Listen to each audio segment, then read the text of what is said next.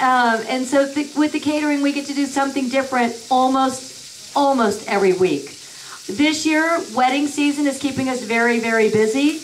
We have everything from nice little home weddings for 40 to 60 people to a 250-person sit-down wedding. We like to average somewhere in the 100 to 200 range. We do a lot of work at several of the wineries in the area. Cundy Estate is one of our favorites, as well as right now we're out at Flying Cloud, which is a great facility here in town, and also out at the Garden Valley Ranch, which most of you might know as the Rose Gardens, where Jackie Kennedy visited at one point in time. You can see that my sear is getting really good here, so I'm going to really quick finish up just giving a quick chop on the vegetables. And if you notice my hand skills, this year we have something really interesting in the catering company. We brought in 3 interns. We have a 16-year-old and a 19-year-old, and you should hear me all day yell, fingers, fingers, fingers, because their fingers are sticking out like this, and I see them with the knife. You notice that my fingers are always curled back, so the knife, upper part of the blade, only ever touches my knuckles. And as I say this, I will probably cut myself, but we won't admit to that. So it's really an entertaining to teach these young gentlemen how to cook.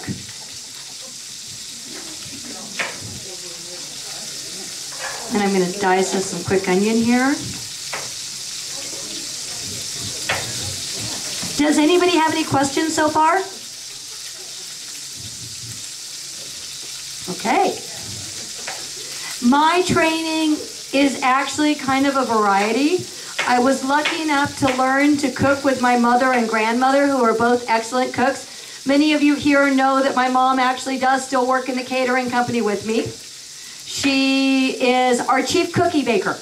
She is in 5 days a week at 6 o'clock in the morning. She makes all of our cookie doughs from scratch. And so that's why, if anybody asks, we have the best cookies. So I am at this point in time going to turn the pan off and remove the beef, and you see we've got some good sear and color on there. Typically this should be a slightly larger pan, but you want to have enough room that all the pieces fit in snugly. They are going to shrink while cooking, so though we don't want to pack them in, snug is just fine. And let that cool off. And now on your recipe, we're going to add dry thyme and bay leaves. I happen to really like thyme. It's probably my favorite spice. I think it just adds a wonderful earthy flavor. And then the recipe here calls for 4 cups of beef broth and 4 cups of red wine. The key that you want is you want the meat completely covered.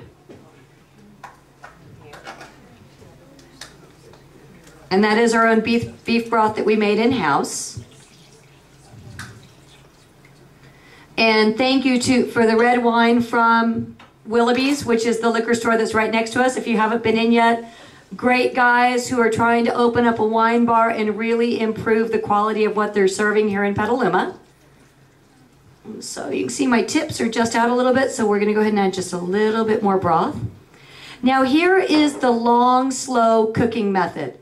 This can go in the oven or the crock pot, and it cooks. We cook it at 225 degrees for about 10 to 12 hours. Long and slow. So I'm going to pop this one on in.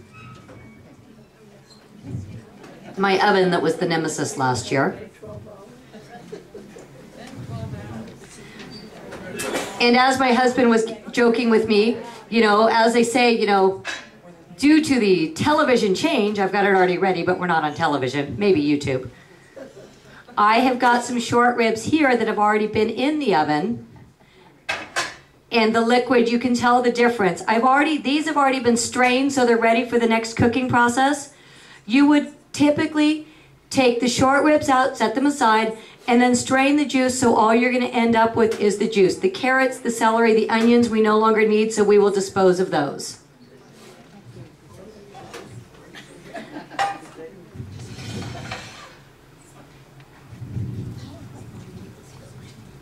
So at this point in time, any of us that do regular cooking, you know that After 6 to 8 hours, you've completely cleaned the kitchen and started over again. So I wouldn't expect you to have the saute pan here that you've already seared them in, but I'm going to use it just so that I don't dirty too many dishes to have to do later.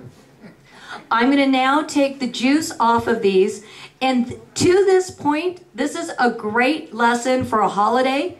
You can make this point up to 3 days in advance and put it in the refrigerator.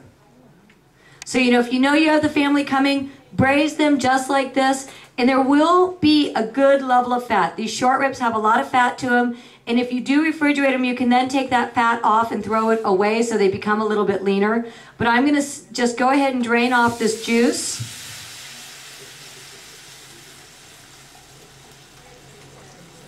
And again, we're going to have to do a magic of TV here. We're going to bring this and take it to as high a boil as we can get it to go. Maybe. Well, we had it burning earlier. It's not the oven this time, Patty, it's the stove. It's okay, I can go to the front. Wait, let's try the other burner.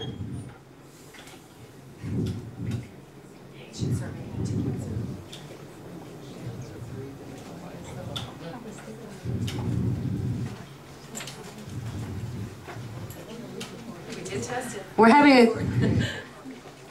And I do know how to work a stove. Trust me, I really can do this. Here we go. There we go. I wasn't turning far enough. The gas stoves that we have just, kind of burst into flame immediately.